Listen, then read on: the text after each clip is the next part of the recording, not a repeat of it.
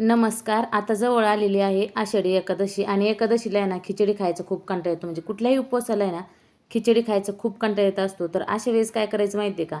हे लाडू बनवून ठेवायचे आणि दिवसातून फक्त 1 ते 2 लाडू खाल्ले ना तर दिवसभर दमदमीत राहणार.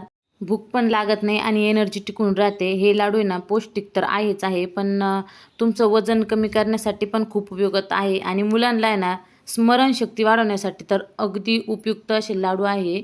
जर तुमची मुलं शाळेत जर लवकर जात असतील ना, न खाता न काही पिता, तर तुम्ही हा लाडू रोज त्यांना एक द्यायचा सकाळी खायला. तर आणि सगळ्यात महत्त्वाचे म्हणजे ना, या लाडूमध्ये आपण साखर नाही, गूळ नाही आणि तेलाचा पण अजिबात वापर केलेला नाही आहे. तुमचे ना हे लाडू खाल्ल्यानंतर पायाच्या बोटापासून ते केसापर्यंत सगळेच आरोग्य सुधारणार आहे. एकदम कमी वेळेत आणि झटपट होणारे लाडू आहे हे. तर पौष्टिक असे आपण आहे ना ड्रायफ्रूटचे लाडू पाहणार आहे आज आणि उपवासासाठी पण चालतात आणि इतर वेळी खाण्यासाठी पण चालतात. विशेष करून लहान मुलांसाठी किंवा वयस्कर व्यक्तींसाठी सगळ्यांसाठीच हे लाडू खूप असे उपयुक्त आहे. जेणेकरून आपली भूक पण वाढते आणि वजन कमी होण्यास पण मदत होते. तर लाडूसाठी लागणारं साहित्य पाहू इथं. इथं घेतली आहे खजूर, 2 वाटी खजूर आहे आणि त्यातले बिया ज्या आहे ना त्या काढून घेतल्या आहे. त्यानंतर मखाना घेतला आहे, बदाम घेतले, काजू घेतले, मनुके घेतले आणि ह्या घेतल्या टरबुजाची बिया. तुम्ही याच्याऐवजी कुठल्याही बिया घेऊ शकता. म्हणजे कुठल्याही तुम्हाला सीड्स घ्यायचे असतील ना, पंपकिन सीड्स किंवा बॉटल गार्ड म्हणजे भोपळ्याच्या पण बिया चालतात. सगळ्या तुम्ही बिया वापरू शकता याच्यामध्ये पण आहे ना. आता आपण उपवासासाठी पण हे लाडू करणार आहे, त्यामुळं बाकीच्या बिया घालायची गरज नाही आहे. आणि जर उपवासाला खाणार नसाल तर घालू शकता तुम्ही. इथं आता गॅस पेटून लगेच कढई गरम होण्यासाठी ठेवायची आहे. थोडीशी गरम होऊ द्यायची सुरुवातीला आणि गॅस कमी ठेवायचा आणि बदाम हे चांगलं तूप टाकून भाजून घ्यायचं आहे. तळेला असं पण नाही करायचं, थोडंसं तूप घालायचं आणि चांगलं लालसर रंग येईपर्यंत बदाम भाजून घ्यायचं आहे. बदाम भाजत आले का लगेच काजू घालायचे आणि काजू पण चांगले भाजून घ्यायचे. आता तूप घालायची अजिबात गरज नाही आहे. सुरुवातीला जेवढं अर्धा चमचा तूप घातलं ना, तेवढ्याच चमच्यावर तुपाच्या चमच्यावरती ना आपल्याला सगळे जे ड्रायफ्रूट आहे ना ते भाजून घ्यायचे. याच्यात आहे ना शेंगदाणे जरी घातले ना तरी खूप छान लागते हे लाडू आणि थोडासा खोबऱ्याचा किस जो आहे ना तो घालायचा. काजू बदाम इथं भाजून झाले. त्यानंतर आहे ना मखाना भाजायचा आहे. मखाण्यामध्ये भरपूर असे प्रोटीन्स असतात. अंड्यामध्ये जेवढे प्रोटीन्स असतात ना तेवढे मखाण्यामध्ये असतात. त्यामुळे ना जे कोणी अंडे नॉनव्हेज खात नसेल ना त्यांनी मखाना अवश्य खाल्ला पाहिजे. कॅल्शियम वाढीसाठी मखाना हा एकदम चांगला आहे. त्यामुळे ना मखाना हा खाल्लाच पाहिजे. तर मखाने पण भाजून झाले इथं.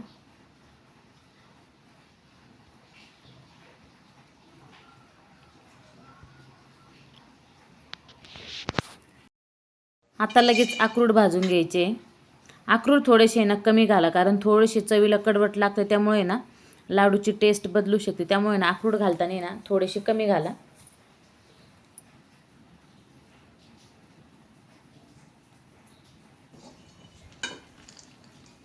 आणि शेवटी घालायचे ज्या बिया घेतल्या का त्या थोड्याशा भाजून घ्यायचे टरबुजाच्या.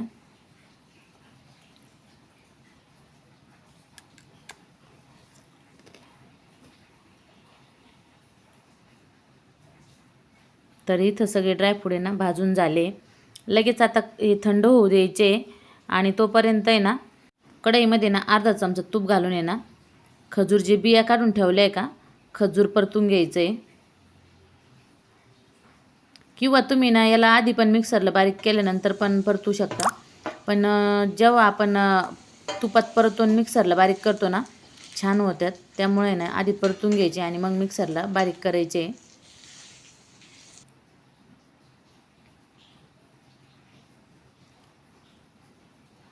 त्यामुळे याच्यामध्ये आपण तेलाचा वापर करायचा नाही, तुपाचाच थोडासा करायचा आणि गूळ पण लागणार नाही, साखर पण लागणार नाही.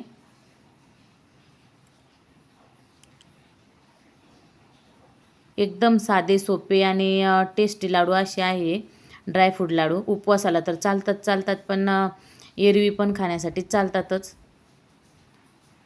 तर खजूर पण भाजून झाली आणि जो ड्रायफ्रूटचा आपण भाजून घेतले का ते पण सगळे अशी एकदम दरदर पावडर तयार केली. म्हणजे सगळं टारदळे पण नाही आणि थोडेसे शेंगदाण्याचे कूट करतो का त्याच्यापेक्षा जाडसर अशी आपण पावडर तयार केली. आता मनुके आणि जे सीड्स आहे ना ते टाकून घ्यायचे, सगळं मिक्स करायचं आहे. याचा आहे ना चांगला गोळा तयार करून घ्यायचा आहे.